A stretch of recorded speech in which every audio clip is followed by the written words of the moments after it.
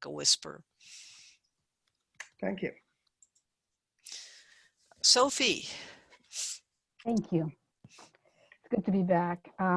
This poem is a design. Some of you, a few of you might know that for the last year or so, I've been exploring a 15th, 16th century form, which is a design, very succinct with very strict parameters of meter and rhyme. But I've really enjoyed it. It has an images quality in it because you can only put certain things in that tight space.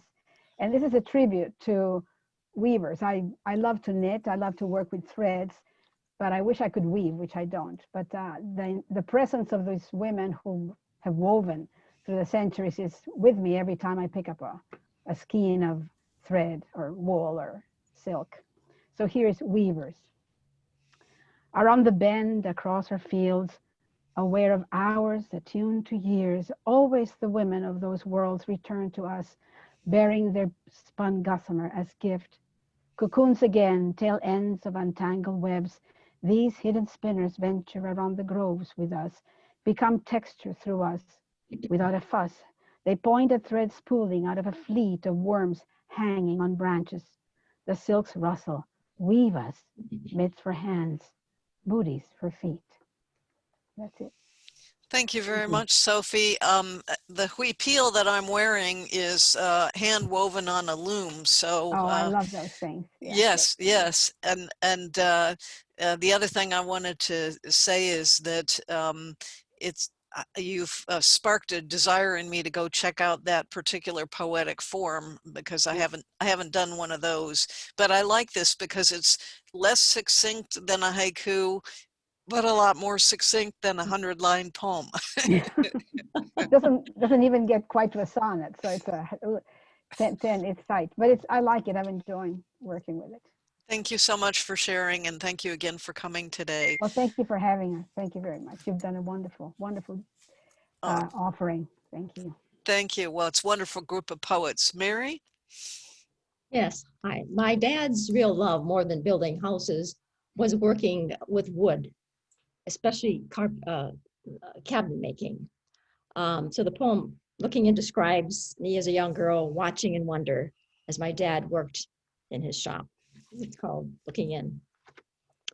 Invisible as summer yearning, we lazed, leaning into the shop window. Maestro Dad at the table saw, plank after plank inching to its sharp teeth. Wood sheared in crescendo, tumbling in a sawdust plume, shavings burying the table legs. Sun rays through the glass graced him in a nimbus of light, an energy none could touch, nor did he ever look up to catch us looking in. Cocksure but legally blind in one eye, Dad kept his saw tuned through winter's freeze. He snugged the shop, fed the pot-bellied stove long after the sun sallied over snowdrifts. He poked his head into the cold on occasion, as if to remind himself of another world outside. Thank you. Thank you so much, Mary. Again, a vivid picture of not just a worker, but a family member. And the line that really cracked me up in this one, although the rest of it is just beautiful as a painting, is the cocksure but legally blind. He's sure of his craft. My mom always worried he was going to saw off one of his thumbs for sure. Well, people with two eyes do that frequently. So thank you. It's been a pleasure being able to read. Thank you. Thank you. Okay, Barbara, give me just a second. Okay, there you go.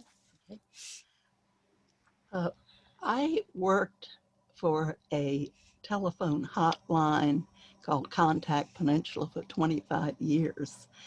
And out of that, I decided to go into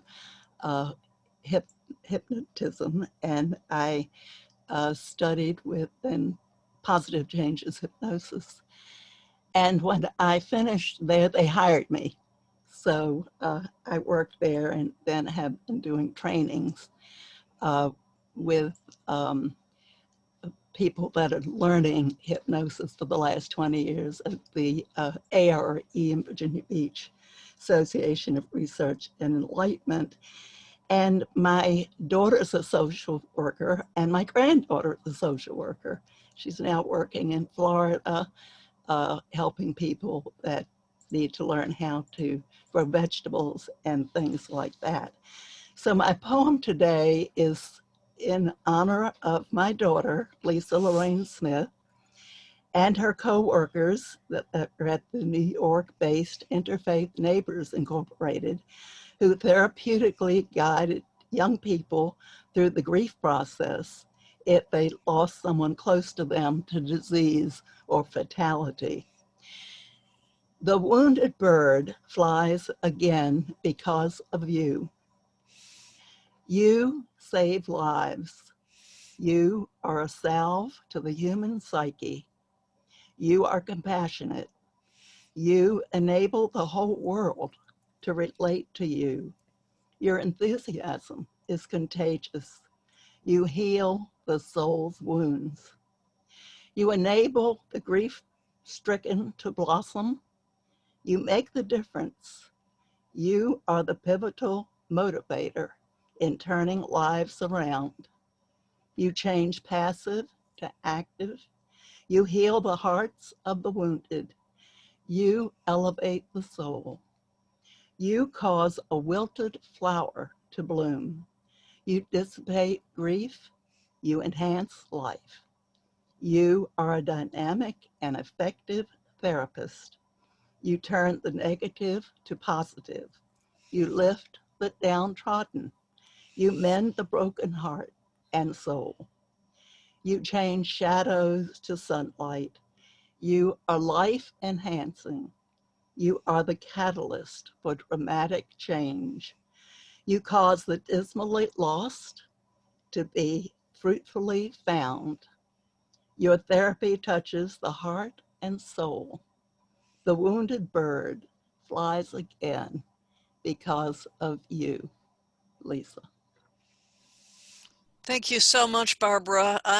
Many of you probably don't know, I'm a retired psychiatrist, and this is a wonderful poem to encourage future generations and current generations who get burnt out on being therapists of what they do and how important it is. And I love the physical structure of what you've done. Of course, as all of you've noticed, what I've done is the first verse, second verse, third verse, and then they didn't all fit. So then the continuation goes on the other side.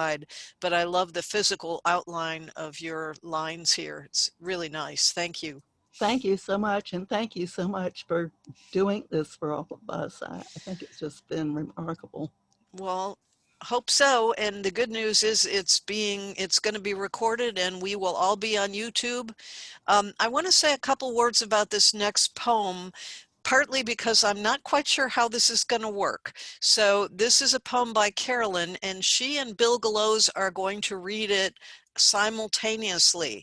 And so the part I'm not so sure about is what's going to happen with this simultaneous reading, because we're on speaker view right now.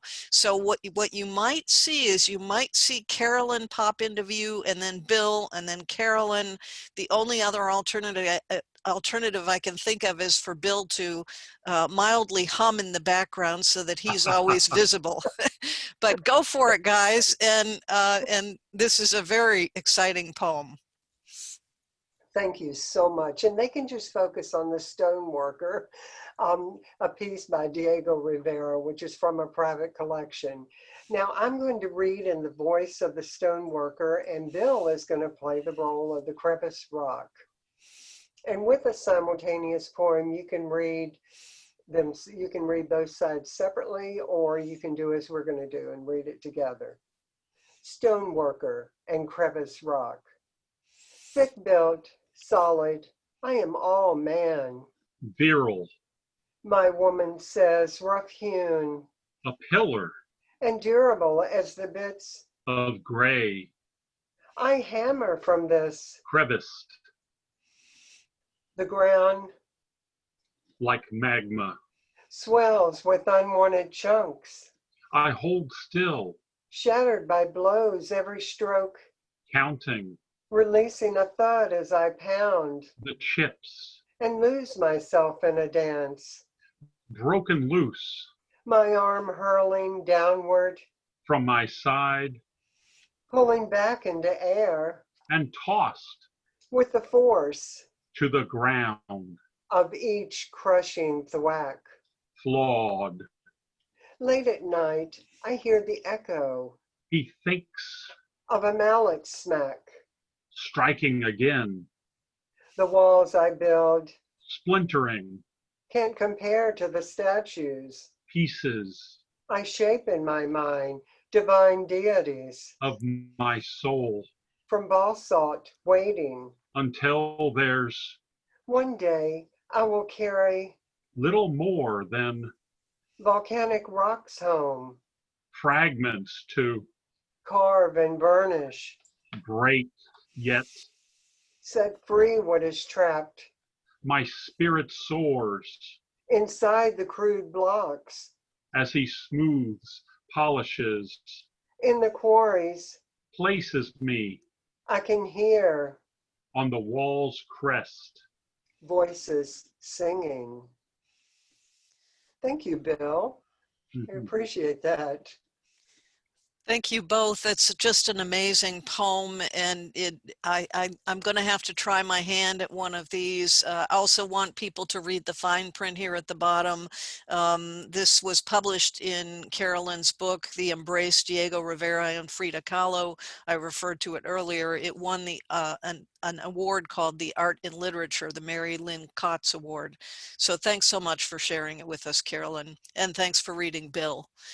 Okay, so because I thought Bill Glose was of Moldavian descent, it sparked me to think about my own ancestors. And as I mentioned, I have a pretty diverse American family at this point, but I'm more Dutch than anything else. My grandparents came over in the early 1900s from Holland, so this is a true story. Like a tulip transplanted from fertile fields of the Netherlands to the New World. Like a tulip transplanted, the arid soil of the American Dust Bowl and the Great Depression withered his dream of farming. So, for the second time a refugee, he fled to Michigan, became a janitor, and wed a good Dutch wife. He supported 18 mouths as she bore them and nurtured them, cooked and cleaned. She felt, I think, that she had done well, having escaped arduous childhood toil in a chocolate factory. None of their children became farmers, but none became janitors. None were child laborers in factories, and none had 18 mouths to feed. Thank y'all. I'm involved